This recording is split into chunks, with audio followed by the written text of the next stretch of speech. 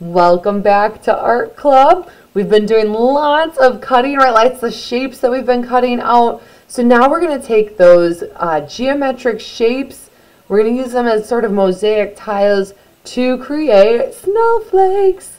So let's just chat a little bit about snowflake design. Like how do we get these geometric shapes to make a snowflake? How's that going to work?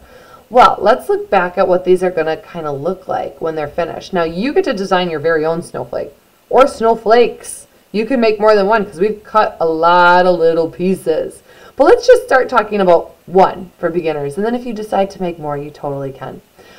So with snowflakes, you can see that they're symmetrical. And what does that mean? Well, it means that it's the same on one side as the other, right? Just like if you were to draw a line down my face like this, you can see that it's somewhat symmetrical. If I drew the line this way, though, it's not, because my face does not have rotational symmetry. It just has that vertical symmetry, right? Whereas a snowflake has rotational symmetry. We can spin it around, and it's going to look the same no matter which way we're spinning it, right? So in order to accomplish that, we want to have 6 different spokes coming out across from each other, and that regardless of which shapes we're going to use, you can see there's a whole bunch of different examples here. No matter what shapes you're using, if you have that center piece with 6 spokes coming out with whatever shapes, it's going to end up looking like a snowflake. So my suggestion to everyone is first pick your background piece of paper, whatever color you'd like for this. And then my next suggestion is going to be to use your hexagon in the middle. Okay? This hexagon, because it does have 6 sides and 6 points to it, makes for the perfect center for a snowflake. Now, once you've got your first snowflake done, if you choose to make another one, you can explore using some of those other shapes for your center as well. But I think for the first one, it's kind of easiest to start with that. Start with our hexagon.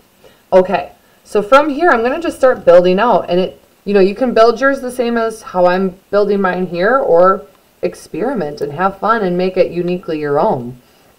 That can work too. So we just want to make sure that we're doing the same thing on all 6 sides.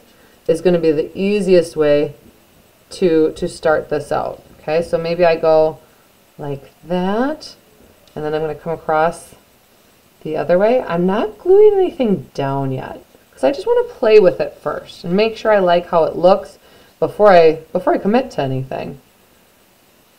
So I'm going to find a whole bunch of these diamond shapes and start bringing them together like that. And if you notice as you're stacking them and creating things, if you're like, you know what, I'm not really liking this, I don't think that looks the way I wanted it to.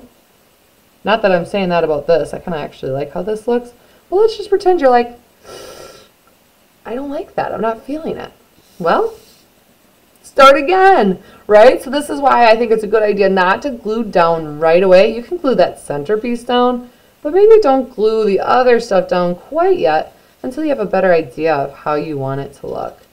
And this is really, as much as we're trying to get that end product, we're trying to get that snowflake, it really is about the process more so than the product. So having fun with, playing around with these geometric shapes and kind of learning about, how we can create symmetry and all that kind of stuff is definitely part of the process here. So you can continue on. Like I said, once you find a design that you're really enjoying, you are then going to go ahead and start taking your glue and one by one gluing it down until you have a snowflake. Now, if you're up for a big challenge, you'll notice that mine is not actually perfectly 100% symmetrical because of the fact that I actually alternated that these 3 were matching and these 3 were matching. So that's an extra little bonus challenge if you want to try that for your second or third snowflake, or maybe even you're up for it on your first one. You totally could. So this is in contrast to these snowflakes, which are, you know, the same all the way around. So definitely feel free if you want to explore with that a little bit, you totally can. And then don't forget, once you're done,